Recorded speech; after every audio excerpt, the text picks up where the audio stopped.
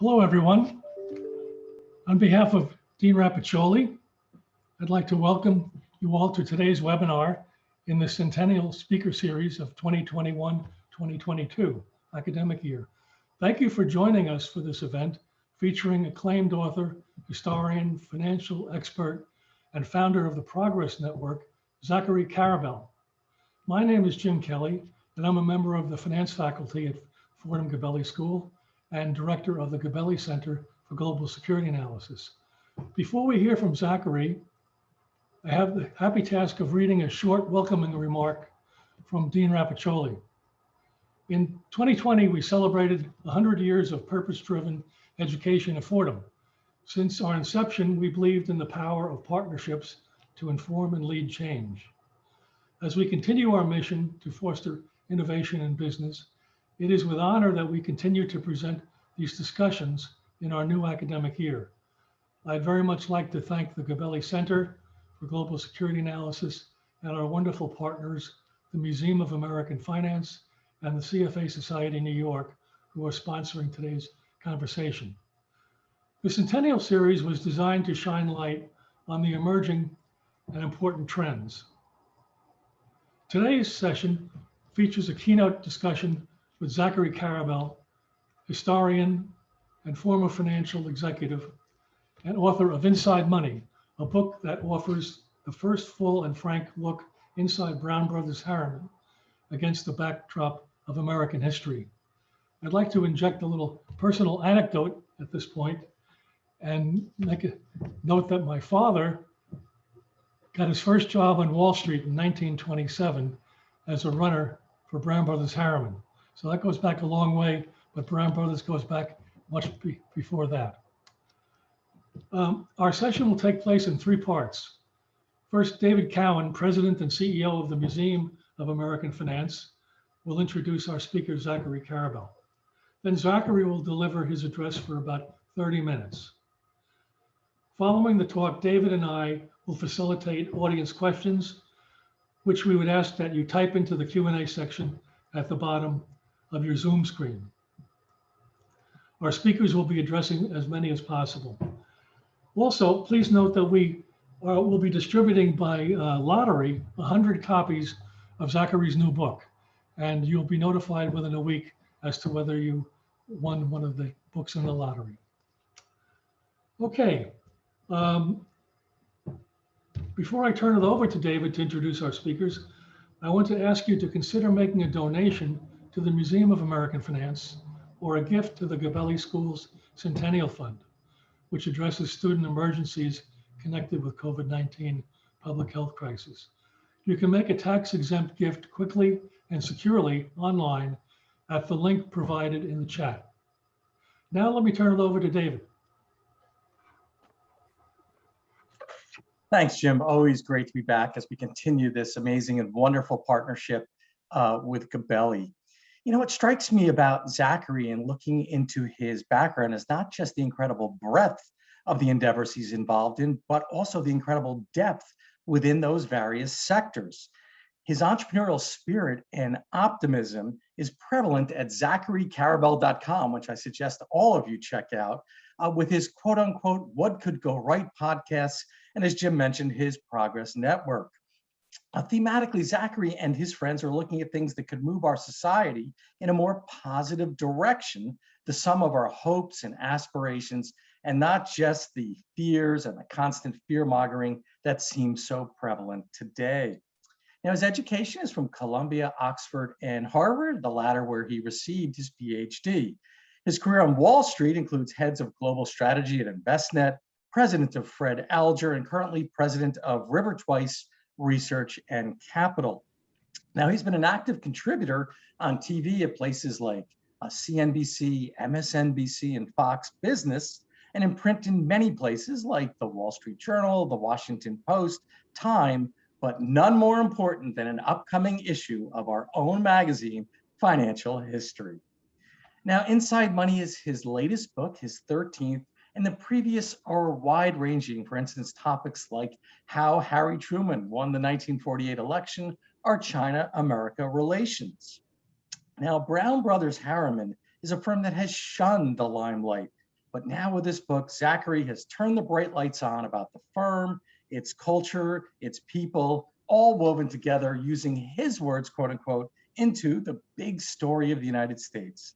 So let's turn it over for the big story of Brown Brothers Harriman. Welcome, Zachary.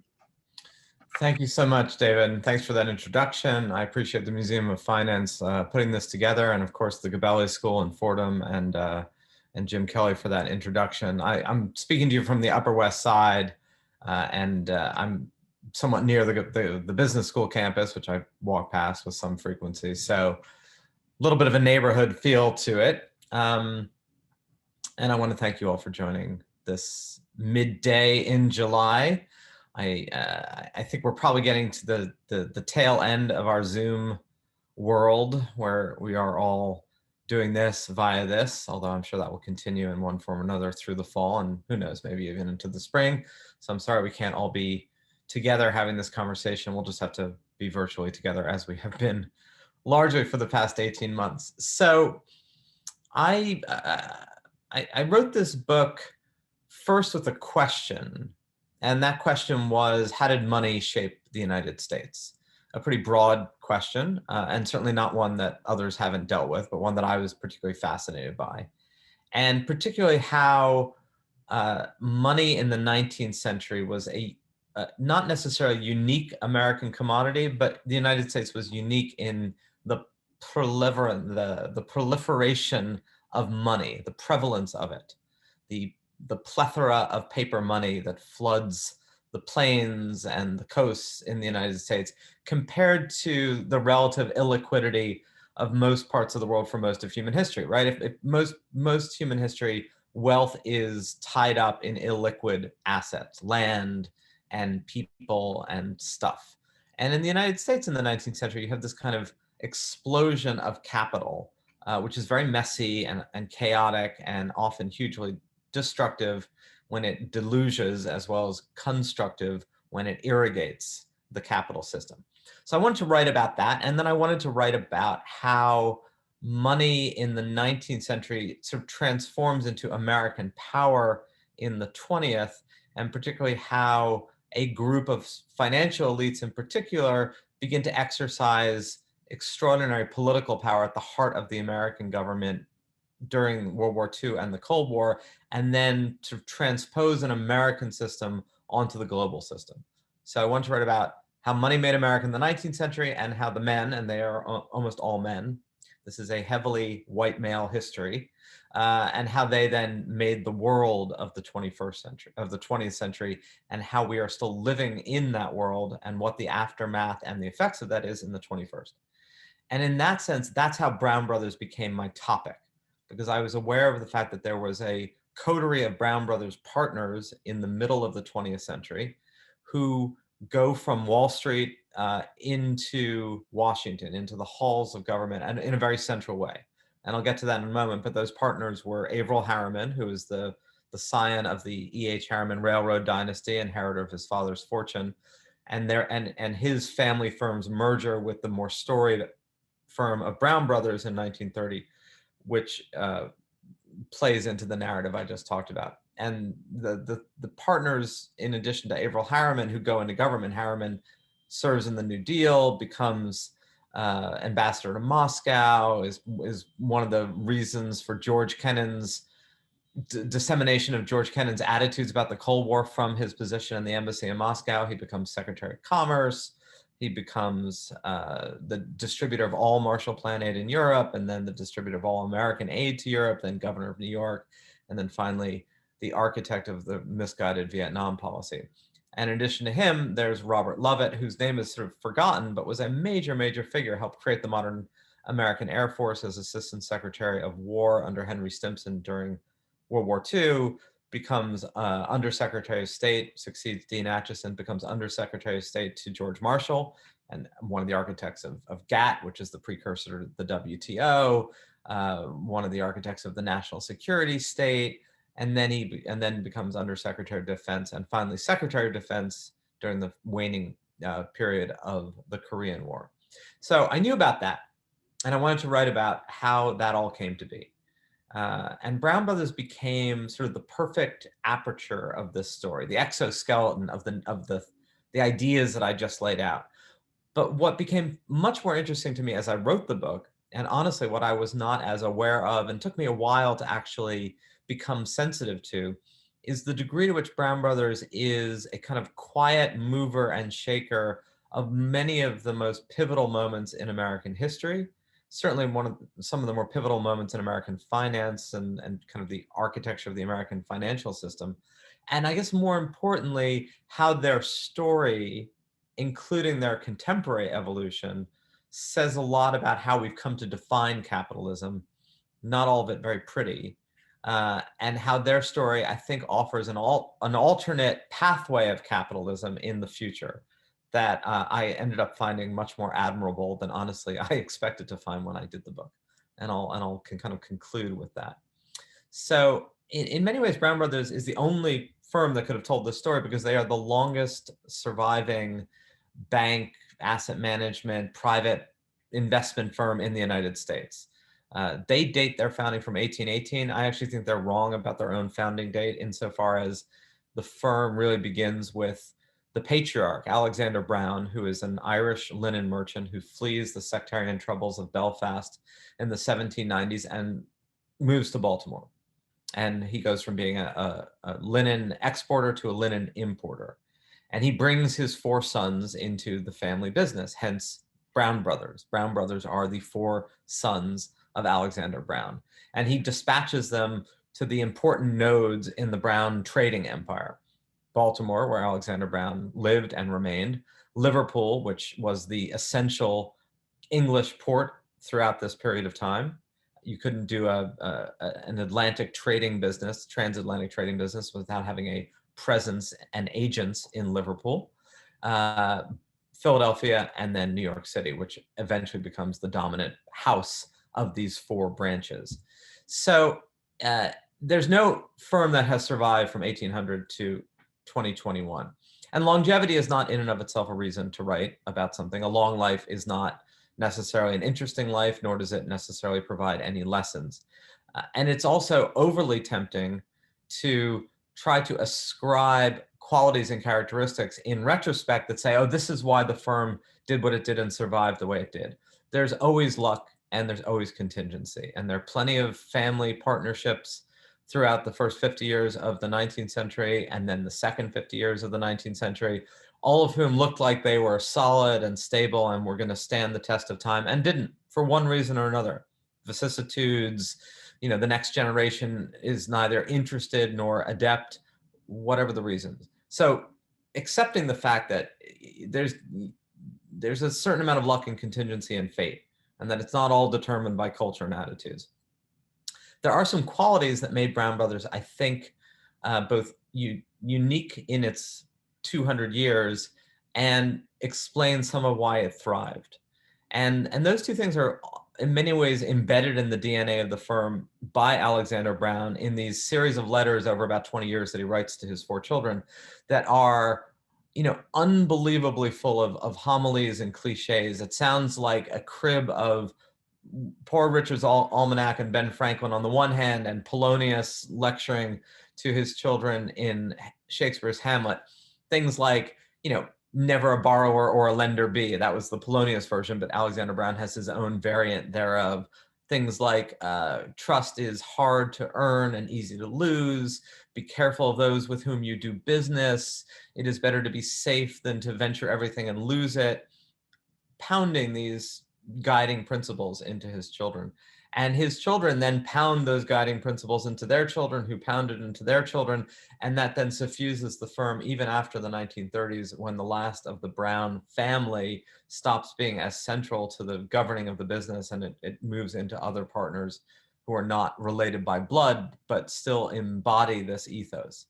And that at its time was not necessarily remarkable.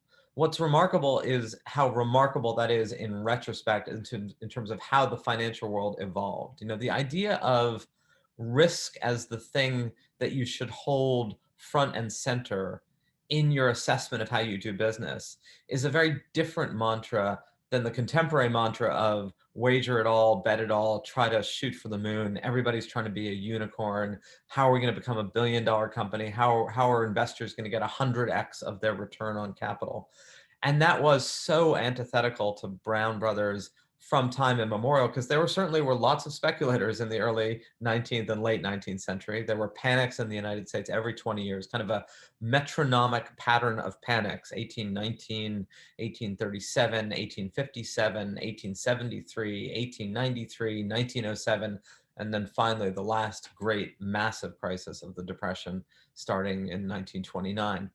And what Brown Brothers and Alexander Brown and then his children learn through that is, every day when you go to sleep, you had better be prepared to wake up for a completely changed world in a negative way. That you can take nothing for granted, that there is no way you can predict the vicissitudes of fate and what's going to happen on the other side. All you can do is be prepared and be mindful that things can happen.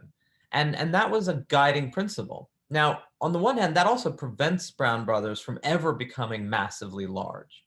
In fact, they largely stay on the sidelines of the railroad boom of the 1880s and 1890s, 1870s, 1880s, and 1890s, because most people who invest in the railroads in those periods, even though it was where massive fortunes were made, and we remember all those names from J.P. Morgan to Frick to Collis Huntington to Leland Stanford, but we don't remember the fact that for all those robber barons who get rich, including, of course, E.H. Harriman, and the irony of the Harriman fortune, the scrappy gambler who becomes one of the most important railroad barons at the turn of the 20th century and the source of Teddy Roosevelt's trust busting with the Northern Trust, which is what E.H. Harriman tries to create to corner the entire railroad system.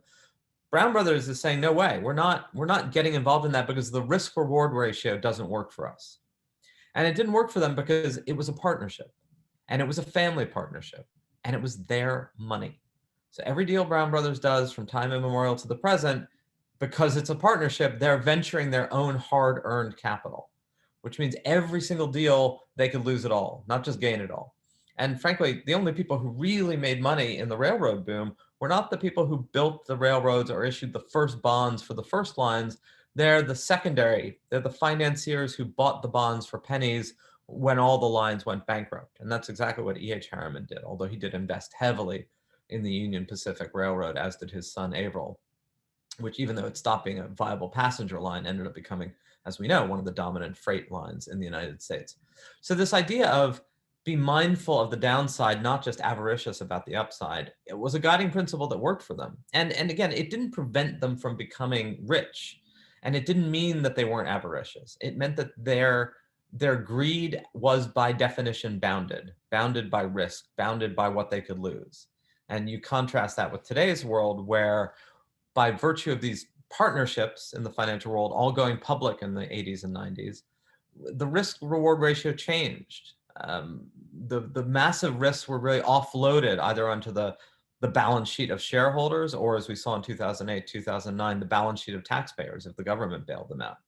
And what that means is, if you're in a financial firm, and if you're in a tech firm or a VC or private equity today, you might make individually $10 million or more than that. You're highly unlikely to lose $10 million individually.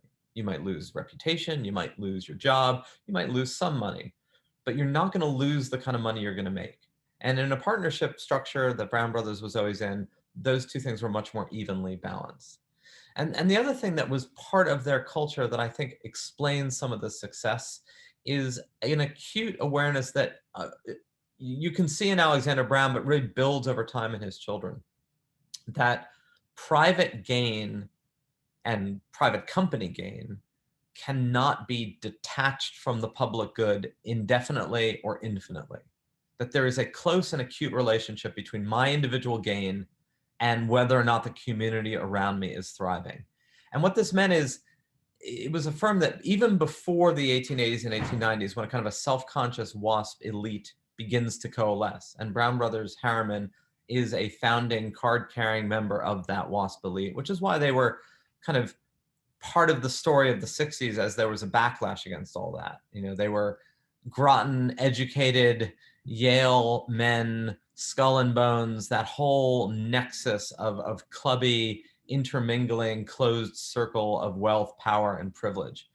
But with that was the motto that you had at Groton, right? That Peabody put at the Groton School when he founded it in the 1870s, which was to reign is to serve. The idea that with great power comes great responsibility. We call it the Spider-Man theory of elite history.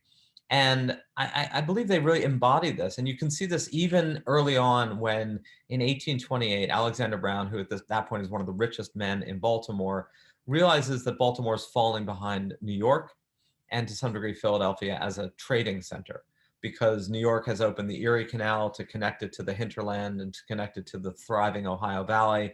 Philadelphia is also building a canal, and Baltimore is at a competitive disadvantage.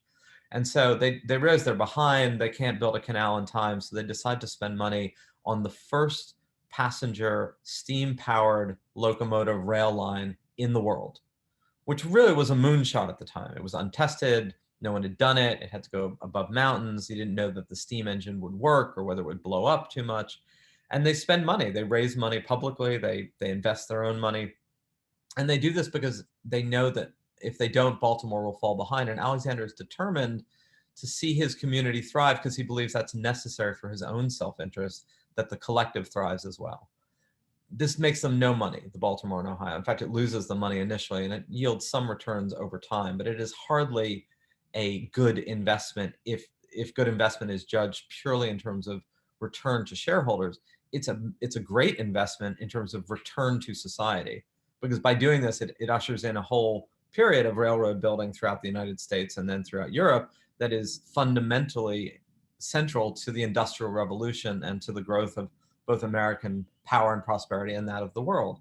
And that continues through time, so that by the time you get this group of partners in the 1930s, 40s, and 50s, the Averell Harrimans, the Robert Lovitz, the Prescott Bush, Yale men, all skull and bones each, by the time that they enter government, it's this culture of to serve, that the public service is a requirement of privilege. Now, a lot of people have said, oh, come on, that's just purely self-serving. They created a system globally with the dollar as the central axis of global economics, which meant that they were going to thrive. They created a US-dominated system. They perpetrated the Cold War, all true. And one of my guiding themes is that human beings are messy and so is history. You know, if you're looking for purity of spirit and heart, you're going to be hard-pressed to find it in anyone. There are saints and sinners, but they're usually the same individual and the same collective, that you can be of service and self-serving. You can be selfless and selfish, and both can be true simultaneously. And I think in many ways, you know, our desire, our collective narrative desire for simplicity of morality gets in the way of the complexity of human nature and the messiness of history. So Brown Brothers, while they embody this ethos, and while they help create a financial system of paper promises in the 19th century that are trusted more than the dollar, that facilitate this incredible growth, this incredible efflorescence of American growth, they are also deeply complicit in the slave system. They're the largest cotton merchant by the 1830s and 1840s. They are literally embedded in the slave system, and they are simultaneously opposed to slavery, as were many Northern merchants and many people who recognized that if you were wearing a cotton shirt, if you were thriving on the basis of American trade, just as many of the merchants of Liverpool recognized that even as the British became increasingly anti-slavery after William Wilberforce, Liverpool itself was thriving almost entirely because of the labor of enslaved people, both for cotton in the United States and for sugarcane and other products in the Caribbean. So they were in bed with a system that they also hated. And part of their way of dealing with that was to try to get out of the physical cotton trade by the 1840s. But even that was complicated. It wasn't just because they didn't like slavery. It's also because if they could become a paper merchant that facilitated the trade of others, they could scale much more than just being a purveyor of physical goods. And it wasn't just cotton, it was linen, it was a whole series of commodities. So they move away from physical trade into paper trade, thereby detaching themselves somewhat more from the slave trade and becoming ardent founding supporters of the Republican Party. But In no ways can that be sugarcoated, nor can it be sugarcoated for much of the Northern economy in the 1830s and 40s and 50s. One of the reasons, I think, that Lincoln talks about the untenability of a nation that is half slave and half free is that by virtue of being half slave, you were essentially all slave, meaning there is no such thing as half slave and half free. And that was one of the driving realities of the Civil War. Brown Brothers also becomes part of the drivers of early American imperialism. They extend loans in the 1900s and into the 1910s to the government of Nicaragua. And more to the point, they actually buy cheaply the loans that others had extended. And then they expect the government of Nicaragua to pay them back. And when Nicaragua falls into its own kind of civil chaos in this period of what we now call dollar diplomacy, when loans to Cuba and Dominica and other El Salvador, Honduras, Nicaragua become the proximate excuse for the United States to take more control of these governments when these governments seem to be unable to meet their financial obligations. And in 1912, on the urging of the great-grandchildren of Alexander Brown, who are then the managing partners of Brown Brothers, the Taft administration sends Marines to occupy Nicaragua, where they stay more or less for the next 7 or 8 years. To the point where The Nation magazine, which oddly enough, Brown Brothers had helped fund in its founding, becomes a virulent critic of Brown Brothers and actually calls Nicaragua the Republic of Brown Brothers. And they were also, as I just said, incredibly exclusive. They were a closed privilege WASP elite by the early 20th century that understood their privilege as being to the manor born, and were not troubled by that, and were not particularly, democratic about that. What's interesting is that the system that is an outgrowth of that very insular elite culture by the 1950s is a much more balanced one than our system today, where we have a supposedly more democratic form of capitalism, meaning the elite world of which they were the establishment by the 1950s is one where the average differential between a CEO and a worker in a large American corporation was about 30-1. Today, it's closer to 300-1. Now, maybe that's merited, maybe it's not, but the reality is it was a much more egalitarian economic system that was partly constructed by much more elitist captains of industry and finance. And I think part of that was that intuitive sense of the commons has to thrive for the individual and for the individual company to thrive, that you cannot, those things are kind of an organic whole. And that's why by the end of the book, part of where I come to in this is this idea of the partnership model and the culture of Brown Brothers was in part a model and a culture of a sustainable capitalism. And that's different from sustainability that is all used today and as a catchphrase for environmental awareness. Sustainable capitalism in the sense of a capitalism that literally can be sustained over generations, because it doesn't borrow too much from the future and it doesn't go so far out on a limb. One of the real ironies of the story is that because of Glass-Steagall in 1933, Brown Brothers Harriman, like all banks, has to make a choice about whether they're going to be a commercial bank or an investment bank. And because most of their business at that time was in commercial banking, including a burgeoning wealth management business, which they helped create, they decide that their primary identity is going to be a commercial bank, which is what it is today. It remains a private commercial bank and a private partnership. Its offshoot eventually merges with the offshoot of Morgan Stanley, Drexel, which is a firm in Philadelphia, which after several other mergers becomes Drexel Burnham Lambert. And one of the icons of Drexel Burnham Lambert in the late 70s is Michael Milken, who becomes the king of a certain kind of finance in the 1980s that it was epitomized by the film Wall Street and by Oliver Stone's, Michael Douglas character declaiming greed is good, which at the time was meant to be a criticism of the culture, but of course becomes in its own way a celebration. That film becomes for generations from the 1980s, the sort of, that's who we want to be. And that, I guess, in many ways is replicated a little bit by the Scorsese film Wolf of Wall Street, where Leonardo DiCaprio plays a similarly sleazy, but in his own way, heroic figure. And that was so antithetical to the Brown culture, right? Because their attitude was, we're not trying to just self-enrich endlessly. We're going to serve our clients. We're going to create a meaningful culture and financial benefits for our employees. And yes, return our partners considerable wealth, but to do so in a way that is never systemically a problem and never we're going to go for the returns no matter what the risk. And the way I end the book is a rumination on, look, you don't want a world where Brown Brothers mentality is the only mentality in the financial world. Brown Brothers never would have underwritten Elon Musk. They never would have funded the moonshot, although they did a little bit in the 1820s with the Baltimore and Ohio Railroad. And you do want that in a dynamic system. And you certainly want that in an American capitalist system where hopes and dreams can get fueled by capital. But I think the problem is the way in which the ratio between that and more prudent awareness that, you know, capital is like the quicksilver power in an atom. It can create, it can destroy, and you've got to be mindful if you're the purveyors of it, of its destructive power and not just of its constructive potential. And that's where I think Brown Brothers is an alternate version of what capitalism can be, and that the balance has become too skewed between the, you know, let's call it the Elon Musk version of capitalism versus the Brown Brothers version.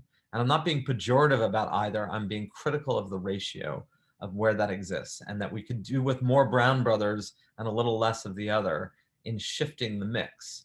And that we should honor the story of a firm. Brown Brothers still exists today. They have 5,000 employees. They have $2 billion in revenue. They have about 500 million in profit. If they were publicly traded, they'd probably be around a $20 billion company, which is a minnow compared to JP Morgan or Morgan Stanley or Goldman Sachs. But why it is we don't respect that reality the way we lionize or demonize the huge players who, you know, are either like Icarus and come too close to the sun or not. You know, there's going to be no Lehman trilogy, the play that's now on Broadway about the rise and fall of Lehman, about Brown Brothers, because their story isn't dramatic enough and it doesn't satisfy this craving for heroes and villains. But in many ways, you don't want heroes and villains to constantly be the ones who are driving the financial system. You want people who are, you know, client dedicated, honorable people who are serving society, serving themselves, serving their clients, and yes, are flawed and complicated and probably constantly need to be looking themselves in the mirror and self-aware. But nonetheless, I think in many ways that is the lesson I took from this, that relationship between elites and society, between if you've got a lot, you need to give a lot, and to be mindful of risk, mindful of the power of what you're doing, not just to enrich and create, but also to create great disturbances in the force.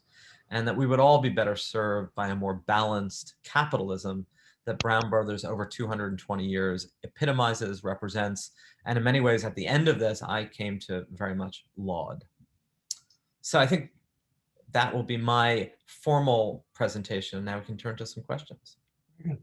Let me, before we begin the questions, let me ask everyone to please ask a question in the chat function. We have already received some good ones, but we'd like to encourage you to ask your own questions, and we're taking them now. I will ask the first question and turn it over to David Cowan. Here's a good one. Follows up your remarks just a minute ago. On a risk basis, what companies are like Brown Brothers today? Are they the same a company like Tweedy Brown or Dodgy Cox, or are there any other examples? I mean, those are two good ones. I suppose to some degree, Warburg is a little bit like that. Brown Brothers itself is clearly, meaning one of the best answers to that, you know, cheekily to that question is Brown Brothers Harriman is one of the best examples of a company today that's like Brown Brothers Harriman. But, you know, there are these companies and they do exist. And I guess part of what I'm saying is by virtue of that culture, right? A culture where, and first of all, just amusingly, like Brown Brothers Harriman has a culture of every day that our name is not in the public papers, every day that we're not the story is a good day. And that's partly why there's been no book about them, and partly why, you know, because they so have eschewed being the story. My joke for a while to people was, you may not have heard of Brown Brothers if you're not in the financial world. you may not even know if Brown Brothers is still around, even if you are in the financial world. But they're a little like Zelig, right? There's always a Brown Brothers banker in the second row of every major thing that happened in American history, that totally not wanting to be the story, but without whom there's no story. And that quality, right, precludes some of the attention paid. And the same thing, right? There's not a lot of stories about Dodge and Cox. I mean, there is within the financial advisory world. And my point is, we should find a way to tell those stories and honor them, even if they lack the drama of other stories, because the stories we tell shape our sense of what's possible. They shape our sense of what we should aspire to. And I actually think it is a fascinating story in and of itself. We would be better served by paying a little more attention to those kinds of firms. Thanks, Zachary. There's several questions about the relationship with the other household names, the Rockefellers, the Vanderbilts, and then added on to that, did they shun the Jewish financiers of the day? What was that relationship? Was it a constant relationship with the bigger names or not? There was a lot of interaction. So even though Brown Brothers itself is not a leading railroad financier, they join a lot of the syndicate deals, right? So most of these deals, when you're sort of recapitalizing an entire rail line in the 1880s or 1890s, like the Union Pacific or the Northern Pacific or the Central Illinois, you name it, is not being done by one banker, right? It's being led by JP Morgan with 20 others joining on. Same thing about providing loans to European governments in World War I, really central moment. I mean, I didn't talk about that in the prepared remarks, but a really central moment in the change of the role of the United States relative to the world, where the United States goes from being a debtor nation to Europe to a creditor nation to Europe. And Brown Brothers has a real role in that, along with Morgan and along with, Lamont and all these other names that are a little more familiar, but they're just not leading the syndicates, they're joining the syndicates. So they're always in the room, right? They're invited, they're going to the Metropolitan Club and they're going to the Knickerbocker Club and they're doing the deals. They're just not the front and center deal maker. They tangle with Vanderbilt in the 1850s because Brown Brothers, in one of their more speculative ventures, underwrites one of the first passenger steamship lines across the Atlantic to compete with the Cunard line. And that ends quite badly, not because of the business, but because one of the ships sinks, the worst passenger disaster, the SS Arctic, before the Titanic 60 years later. And they get some government underwriting for this after the Mexican-American War, which infuriates Vanderbilt. Vanderbilt really was like, I made my own money by myself. I'll be damned if I'm going to take second fiddle to anybody who gets government money. And he was outraged that this particular steamship line got government money. So, Brown Brothers is always interacting with these groups.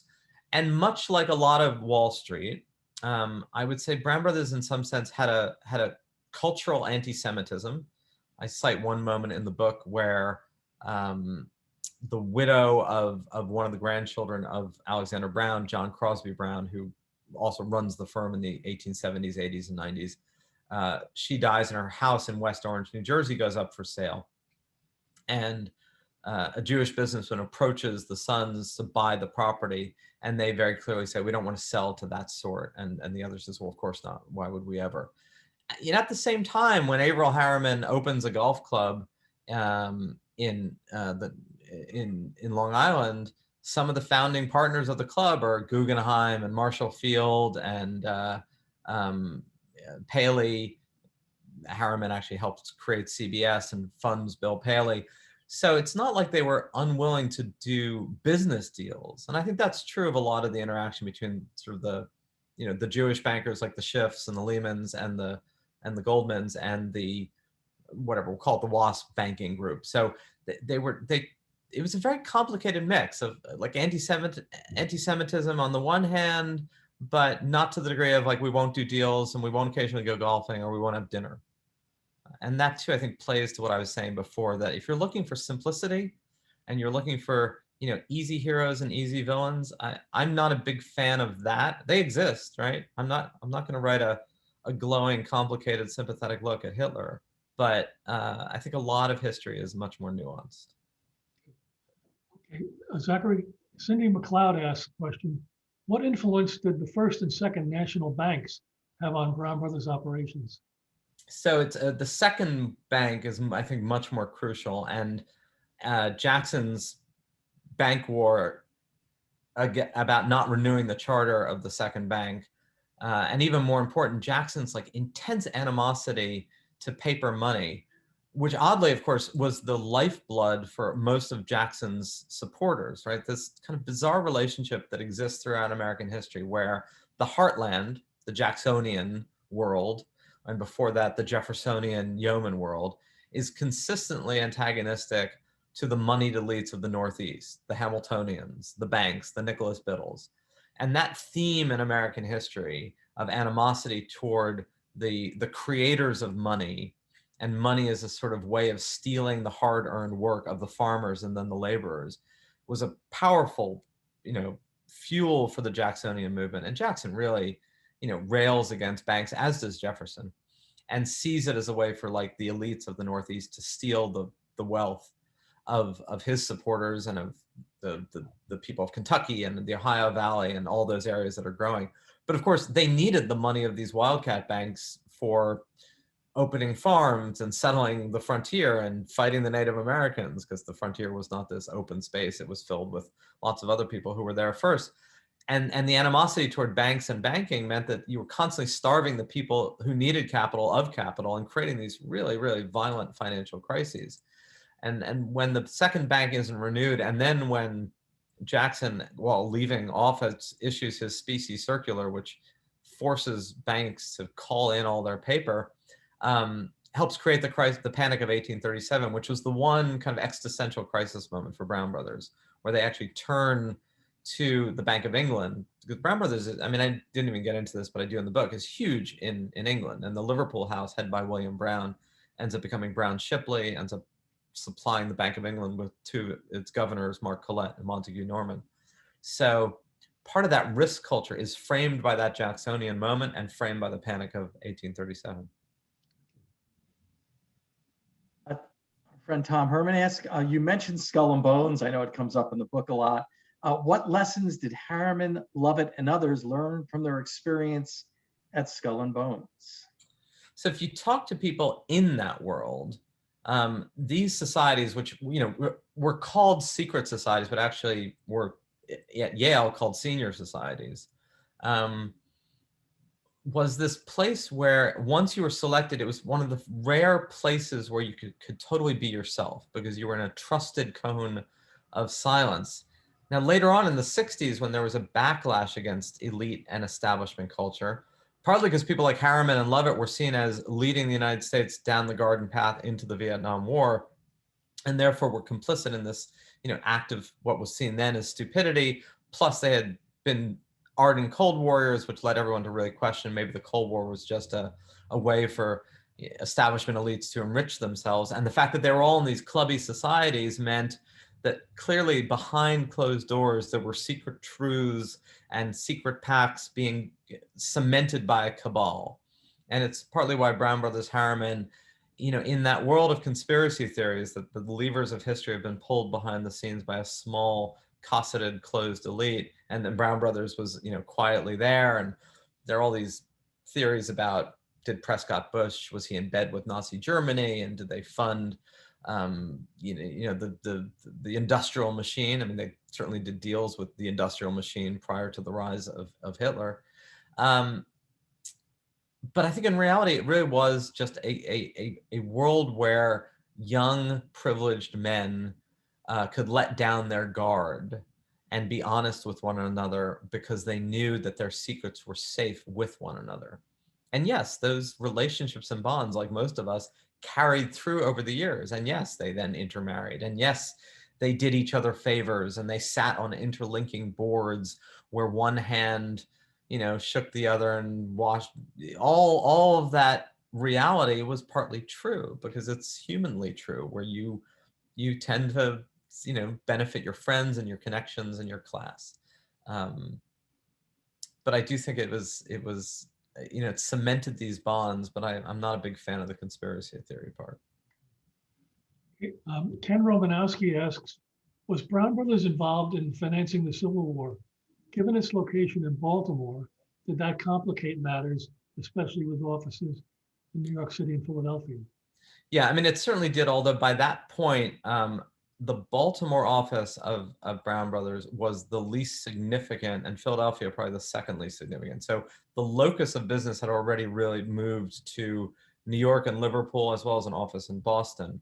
And the Baltimore house was kind of a clearinghouse, an agent for the New York house by that point. The son that Alexander had in Baltimore, George Brown, had actually cashed out by the 1830s. The other son, John Brown, also cashed out. Then they both died. And those houses, while they were led by cousins and nephews, were just not as important. Even though the Baltimore house survives and eventually gets renamed Alex Brown and Sons and becomes Alex Brown and Sons, which eventually gets bought by Deutsche Bank and has that future history as well. But there was a tense moment at the beginning of the Civil War where the New York house, then run by James Brown, orders the Baltimore house to fly the Union Jack in the middle of a city that was semi-Confederate. And as most people know, Baltimore ends up actually being occupied, essentially, because Maryland was a slave state that doesn't secede. So it was definitely a tense period. But in terms of the business dynamics, Baltimore was not important enough to the overall business of Brown Brothers by that point. Bill Voigt wants to know, did you get cooperation from Brown Brothers Harriman in writing the book, and how did you conduct your research? Right. So I did get cooperation, but I didn't need cooperation. Brown Brothers commissioned a 150th anniversary book in 1968 that took the individual who wrote it about 5 years. So from the early 60s till 1967, he collates all of the firm's historical records. And after that, and again, I don't actually agree with the 1818 founding date. We don't have to get into it. It's not that important. All of that research material is deposited at the New York Historical Society, where it resides today, about 130 or 40 archival boxes, which for those of you who've done research is a lot of boxes. And then there are oral histories of Lovett at Yale and that were done by the Truman Library. There's some Harriman material, though not a huge amount.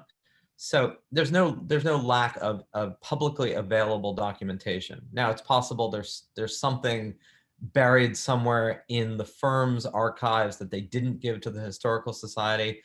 I saw no evidence that that was the case. That doesn't mean that it wasn't the case. And frankly, I wasn't that interested in trying to figure that out, given that there was enough there transparently, or at least I felt there was enough there. There was a lot maybe that could have been said about the business of Brown Brothers Harriman in the 1980s, 90s, and into the present. But frankly, a lot of their business, it's bank-to-bank custody work, it's custody for asset managers, it's clearing foreign traded stocks in U.S. exchanges. All of that's vital to the smooth functioning of the financial system, but it's not the stuff of grand narrative. I mean, I'll leave it to all of you to judge whether even what I write is the stuff of grand narrative, but that I think certainly is not. And so I didn't really need to get into it with the partners today, largely because I didn't really want to write about their business today. I wanted to write about the business model as a contrast to what I talked about before, the kind of too big to fail, we're going to bet the farm. So I wrote about it in that respect. But I did talk to some of the partners. I did want them to know I was writing the book. I did want them to feel comfortable with the book because it's their story. I certainly didn't give them any veto power, and they were not overly thrilled about the stories of slavery and moments of anti-Semitism and all of this. And I think they were worried that that would be the thing that people focused on when they read the book, as opposed to it being part of a lattice, not the focus of it. But I certainly wanted them to feel like I was writing an honest and honorable history of a firm, and not, I didn't have an agenda per se.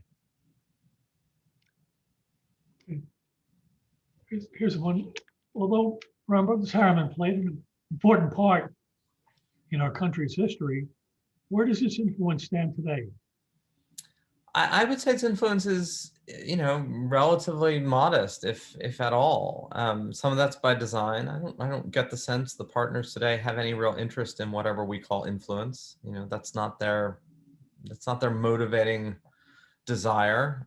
They still don't really want to be in the news. They still prefer culturally to be behind the scenes. Regulatorily, whenever there are things that might touch on their business, like custodial regulations or things that different, the OCC or FINRA, they will engage their regulators for sure, but probably no differently than any other equivalently sized firm. I think they're proud of their legacy, but not interested in the public service part of it. Well, does most of their revenues come from asset management or banking related? Yeah, although a lot of it is custody and clearing and foreign exchange harmonization, and they do a good bit of direct asset management as well. Okay, thank you. Because you've written on politics as well. When people talk about money today and politics, they often mean campaign finance or lobbying. How did money and political power originally become intertwined in our culture? Were they always married like this? I don't think they were always married like this. I mean, certainly by the 1880s and 1890s, you did have the millionaire Senate in the 1880s. But for the most part, people with huge amounts of money were uninterested in being in government because government really was sort of a small relative backwater well until the 20th century. And so most of these titans of various industries believed rightly that they could exercise much more power by shaping government or paying for a senator or finding an acolyte to appoint than being in office themselves. And that begins to change at the dawn of the 20th century. Andrew Mellon, who goes in as Secretary of Treasury. But I think it's really a product of the New Deal and beyond, where you have more of this revolving door between finance in Washington and elites in Washington, which certainly continues through the 90s. I mean, the pejorative reference to Goldman Sachs as government Sachs is kind of the latter day iteration of that. And you don't see that in the same way in the 19th century and even into the early part of the 20th that you see it in sort of a little bit in the 1920s and then certainly during World War II and into the Cold War. Was there any degree of luck for Brown Brothers of being there early and in the right place at the right time? Yeah, for sure. I mean, again, I think if you looked at the who's who of trading merchant houses in the 1830s, you would have found a whole bunch that would have seemed solid and stable, and you might have predicted would have been around for generations and probably had some of the same values and ethos that Brown Brothers did. One thing even in the 1830s, by the way, that set Brown Brothers apart is they were very rigidly systematic and very meticulous in how they assessed risk even then, quantitatively, in fact. They would score their clients, on a 1 to 3 and make sure that they weren't doing business with the ones being the least trustworthy. So I think they were unusually meticulous in how they did stuff, even if their culture was similar.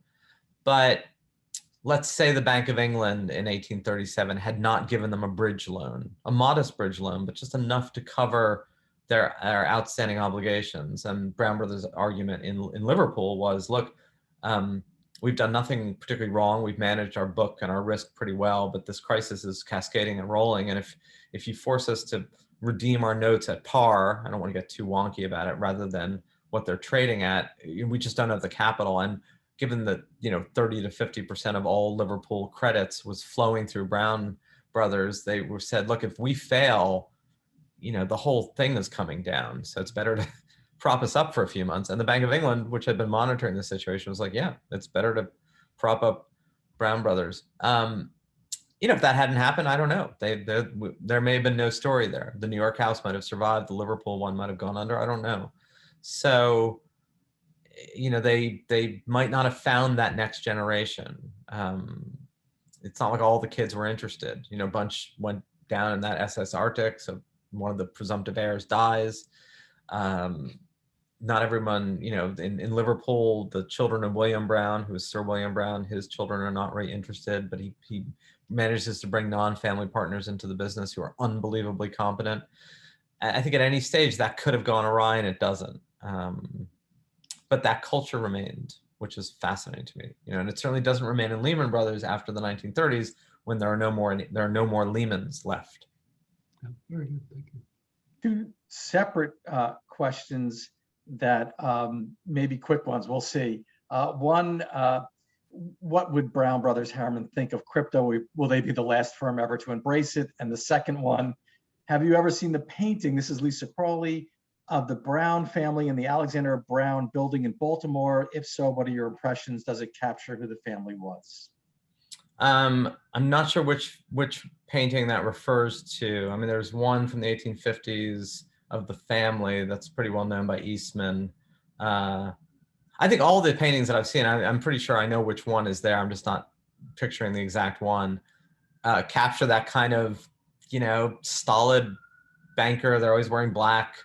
They always look like they're bankers, and their families look like models of whatever moment in time they're in, whether it's Victorian or Edwardian or the present. And the crypto, yeah, I mean, the Brown Brothers is not doing a Dogecoin ETF anytime soon. Although if crypto becomes an embedded part of the financial system, they are likely to develop custody tools and technologies that are safe and secure and reliable for crypto. Okay. Was there any connection between Brown and Bernard Baruch and Ben Graham? Not really. I mean, I can't say for sure whether they knew each other or not, but it's not, but certainly Ben Graham's mantra in the 1930s, the firm writes a brochure about asset management called Scattered Wealth. And it sort of talks about how every 10 years, the world changes sufficiently in stocks and bonds that you have to reassess your portfolio and that you can't make any assumptions that what worked then will work now. And so in terms of the ethos of how you invest in value and make sure your portfolio is well constructed would have been very Ben Graham-ish, even if they weren't following his specific mantras. And for our final question before I come back and wrap it up, and thank you, Professor Chatterjee says, thank you for an exhilarating talk. You mentioned that a partnership may be better positioned to achieve the public good. Why is that the case? Do we see the same principle at work when we observe private equity firms today being engaged with and being more successful in impact investing? Yeah, I mean, I obviously this is a much longer conversation, and part of the point I'm trying to make is where the risk reward ratio exists within the firm's culture. And while private equity firms and hedge funds, for that matter, are often either partnerships or sole proprietorships, the way they deploy capital is they're essentially deploying other people's capital, even if they're private. The partnership model of Brown Brothers was always their capital embedded in every deal, and therefore there was always a huge amount of individual risk that you took on when considering where you were going to deploy capital, which doesn't necessarily pertain to a private equity firm, right? Which raises a fund of other people's money and earns fees on that pool of money you've raised. It's not like it's the partner's money and then they bring in other people's money, even if there's a little bit of partner's money in it. So it's more like the partnership as the primary or as the hinge funding vehicle. And I do want to repeat as we end, I am not saying that the entire system should be structured the way Brown Brothers is structured. You do not want a financial system composed solely of a Brown Brothers Harriman or of a partnership that's too aware of risk. It's about what the balance and the ratio is in a world that I think has become unbalanced and which lionizes the risk part because it's so focused on the outsized rewards, as opposed to strives for a sustainable balance of how we deploy capital. And if there's any lesson, as we conclude from Brown Brothers, it is that sustainable capitalism has to be aware of the entire lattice of society, and that every huge gain is usually counterpart is huge risk and huge loss, that every immense construction is potential destruction. And that doesn't mean don't go for that. It means be aware of it, be mindful, and be balanced. And that's what I'm trying to say Brown Brothers points to as a more supportable model. Well, we've had a huge gain this last hour. It's been phenomenal. I would like to add one point about the book, that if you're interested in Robert Lovett, there's no biography of him. And effectively what Zachary has done is given you a 2-for-1 because he covers him in such rich detail. In this book, it's almost like a biography. I want to thank our friends, the CFA. I want to thank, as always, the Gabelli School, and in particular, Zachary, for a phenomenal and engaging hour. See everybody soon. Have a great summer.